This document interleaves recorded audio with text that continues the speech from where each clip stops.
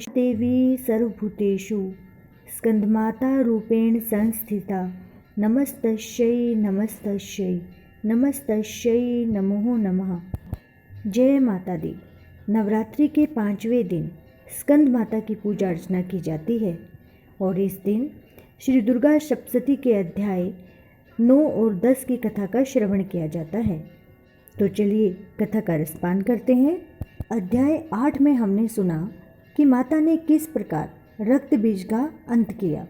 अब अध्याय 9 में हम निशुंभ की वध की कथा का श्रवण करेंगे। राजा ने कहा, हे ऋषिराज, आपने रक्त बीज के वध से संबंध रखने वाला वृतांत मुझे सुनाया। अब मैं रक्त बीज के मरने के पश्चात क्रोध में भरे हुए शुंभ व निशुंभ ने जो कर्म किया वह कथा सुनना चाहता हूँ। महर्षि मेधा ने कहा, रक्त बीज के मारे जाने पर शुंभ और निशुंभ को बड़ा क्रोध आया और अपनी बहुत बड़ी सेना का इस प्रकार सर्वनाश होते देखकर निशुंभ देवी पर आक्रमण करने के लिए दौड़ा। उसके साथ बहुत से बड़े बड़े असुर देवी को मारने के वास्ते दौड़े और महापराक्रमी शुंभ अपनी सेना सहित चंडिका को मारने के लिए बढ़ा। फिर शुंभ और निशुंभ का देवी से घोर युद्ध होने लगा और वे दोनों असुर इस प्रकार देवी पर बाण फेंकने लगे जैसे मेघों से वर्षा हो रही हो, और उन दोनों के चलाए हुए बाणों को देवी ने अपने बाणों से काट डाला और अपने शस्त्रों की वर्षा से उन दोनों दैत्यों को चोट पहुंचाई। निशुंभ ने तीक्ष्ण तलवार और चमकती हुई ढाल लेकर देवी के सिंह पर आक्रमण किया और अपने वाहन को चोट पहुंची देखकर देवी ने अपने पर नामक बाण से निशुंभ की तलवार व ढाल दोनों को ही काट डाला। तलवार और ढाल कट जाने पर निशुंभ ने देवी पर शक्ति से प्रहार किया। देवी ने अपने चक्र से उसके 2 टुकड़े कर दिए। फिर क्या था, दैत्य मारे क्रोध की जल भुन गया और उसने देवी के मारने के लिए उसकी ओर शूल फेंका, किंतु देवी ने अपने मुक्के से उसको चूर चूर कर डाला। फिर उसने देवी पर गदा से प्रहार किया। देवी ने त्रिशूल से गदा को भस्म कर डाला। इसके पश्चात वह फरसा हाथ में लेकर देवी की ओर लपका। देवी ने अपने तीखे बाणों से उसे धरती पर सुला दिया। अपने पराक्रमी भाई निशुंभ के इस प्रकार से मरने पर शुंभ क्रोध में भरकर देवी को मारने के लिए दौड़ा।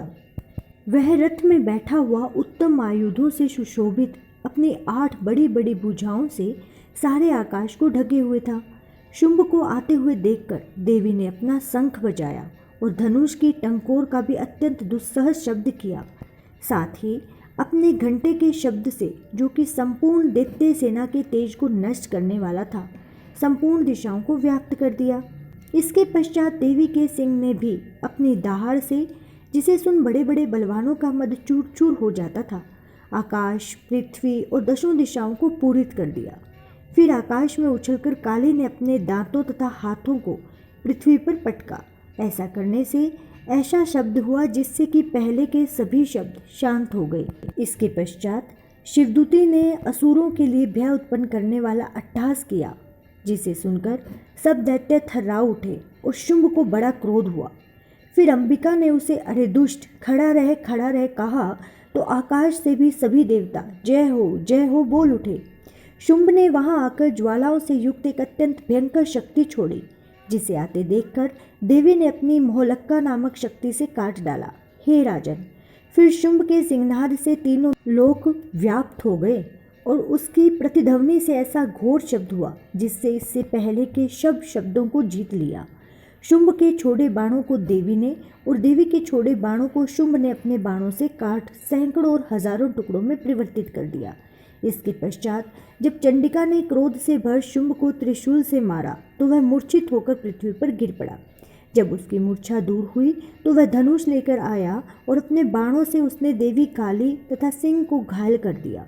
फिर उस राक्षस ने 10,000 भुजाएं धारण करके चक्रादि आयुधों से देवी को आच्छादित कर दिया। तब भगवती दुर्गा ने कुपित होकर अपने बाणों से उन चक्रों तथा बाणों को काट डाला।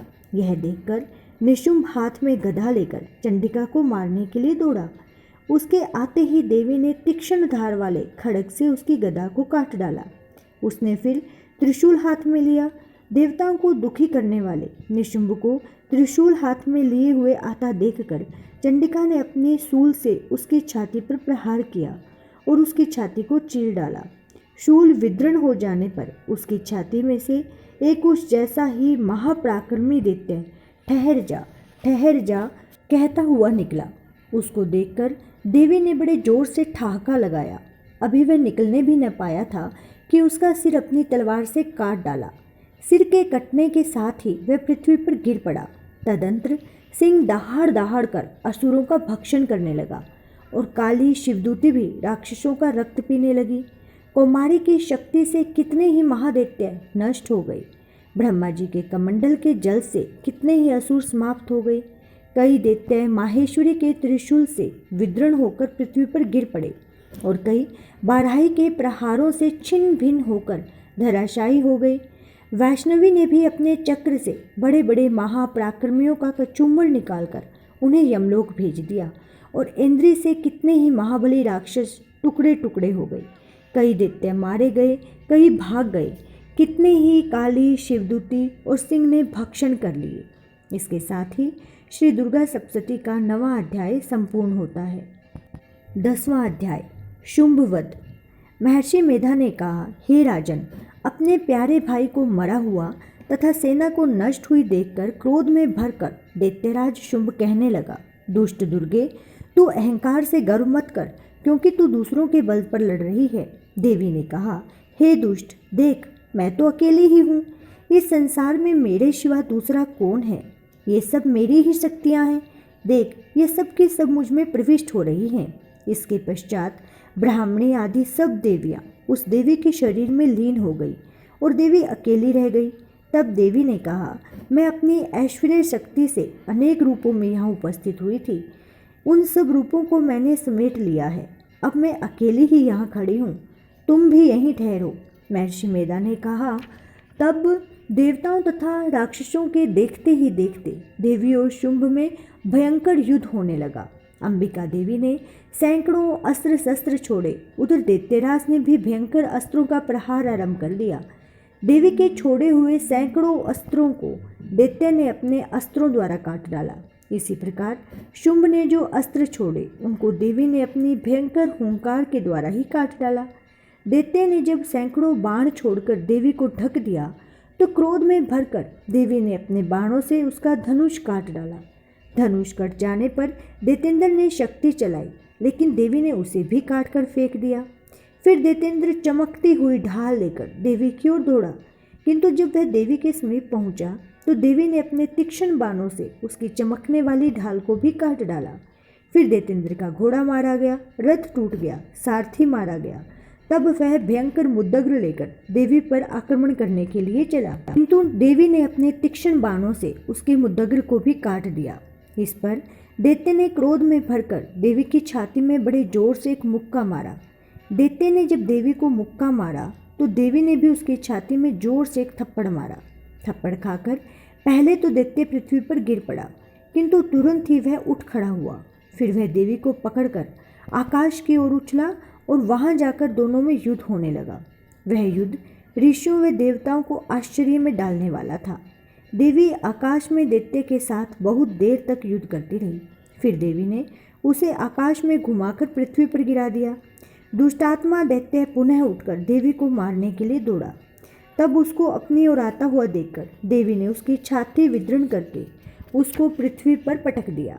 देवी के त्रिशूल से घायल होने पर उस दैत्य के प्राण पखेरु उड़ गए और उसके मरने पर समुद्र, द्वीप, पर्वत और पृथ्वी सब कांपने लग गए। तदंतर उस दुष्टात्मा के मरने से संपूर्ण जगत प्रसन्न व स्वस्थ हो गया तथा आकाश निर्मल हो गया। पहले जो उत्पात सूचक मेघ और उल्कापात होते थे वे सब शांत हो गए। उसके मारे जाने पर नदियां अपने ठीक मार्ग से बहने लगी। संपूर्ण देवताओं का हृदय हर्ष से भर गया और गंधर्वनियां सुंदर गान गाने लगी। गंधर्व बाजे बजाने लगे और अप्सराएं नाचने लगी। पवित्र वायु बहने लगी। सूर्य की कांति स्वच्छ हो गई। यज्ञशालाओं की बुझी हुई अग्नि अपने आप प्रज्वलित हो उठी तथा चारों दिशाओं में शांति ही शांति फैल गई। इसी के साथ ही श्री दुर्गा सप्तशती का 10वां अध्याय संपूर्ण होता है। कल हम 11वें अध्याय की कथा का श्रवण करेंगे, जिसमें देवताओं की देवी की स्तुति करना तथा देवी का देवताओं को वरदान देने के वर्णन मिलता है। आशा है आपको ये वीडियो अच्छी लगी होगी। यदि आपको ये वीडियो अच्छी लगी है तो आप नीचे कमेंट बॉक्स में जय माता दी लिखना ना भूलें। साथ ही हमारे इस चैनल को सब्सक्राइब करें। धन्यवाद। जय माता दी।